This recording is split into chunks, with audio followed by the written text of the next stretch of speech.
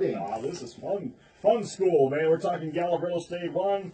KYVA joining us today with Coldwell Banker High Desert Realty. Gio, good morning, man. Hey, what's going on, Sammy? Good morning. Good morning, Gallup. Along, man. What does Gallup Real Estate 101 have for us today, brother? Oftentimes on this segment, we talk about how to get buyers in a position to win in the real estate market. Today, we are going to focus on millennials, smart strategies for them as first-time home buyers. It can be tough in today's market as prices are rising and so are interest rates. Plus, inventory is scary low. Yikes. Gio, it's not easy to buy a home in a hot market where inventory remains at historic lows, but it's especially hard right now for millennials who aren't really exactly getting a warm welcome from the market. Absolutely, Sammy. According to Danielle Hale, chief economist for Realtor.com, quotes, "I think it's fair to say this is the most competitive housing market we've seen in recorded history. There's record low inventory and strong interest from buyers into getting into a home or getting into the housing market. Millennials are reaching prime home buying age. In 2020, the greatest proportion of that generation will be turning 30, just as baby boomers are looking to downsize. This has created especially fierce competition for smaller homes, the type of starter homes that most first-time home buyers desire. This dynamic can be especially frustrating for young adults because they may be bidding for the same smaller home as someone from an older generation who can lean on the accumulated wealth of decades of home ownership." Quote. Wow, sounds like it's going to be a big battle between the millennials and baby boomers for smaller homes and or even starter homes. But, that doesn't make buying impossible, Gio, just a bit more challenging. Do you agree? Absolutely. For you millennials tuning in today, there are a few smart strategies. The first, most important strategy, work with the right realtor.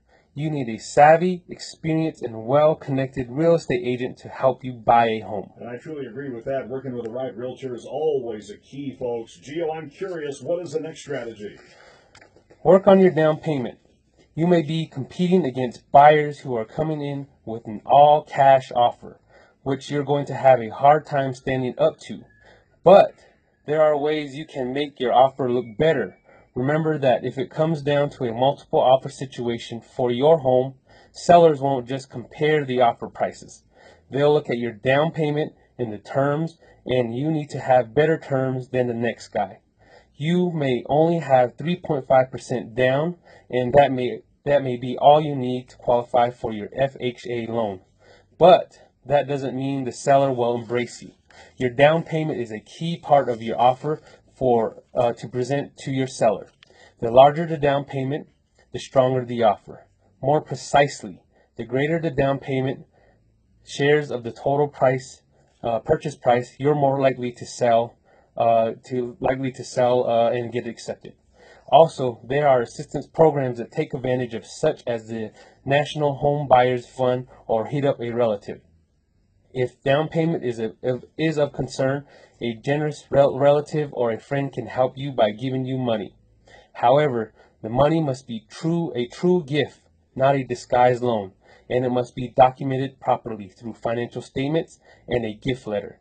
If the gift is really a loan that you have to pay back, lenders will not accept it. Well, the larger the down payment, the stronger the offer, obviously. That makes sense. Some very valuable information for our listeners today. Gio, I'm sure our listeners are eager to hear what is the next strategy. Absolutely. To be flexible on the closing.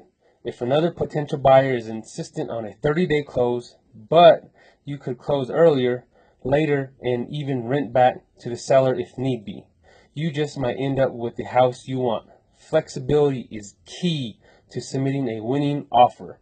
So make sure you have a plan B, which is a place to stay for a few days or longer if you're going to be in between houses, or a mover or storage option squared away. It's always good to be flexible these days, especially in today's market. Moreover, it's always smart to have a plan B in place. Now, with tight inventory in today's market, Gio, buyers do not have much in the way of options with the neighborhoods they want to live in. Now, do you have a strategy for that? Yes, absolutely. I would highly encourage to look at an adjacent neighborhood.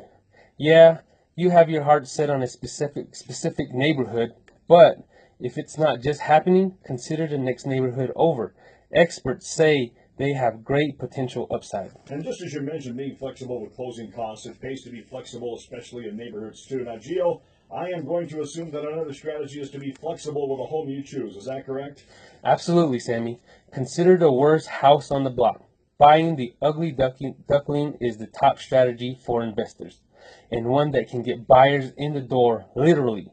If they're having trouble purchasing move-in ready homes when your budget as first-time buyers doesn't stretch to a house in perfect condition in a neighborhood you adore, you might consider buying a home that needs work.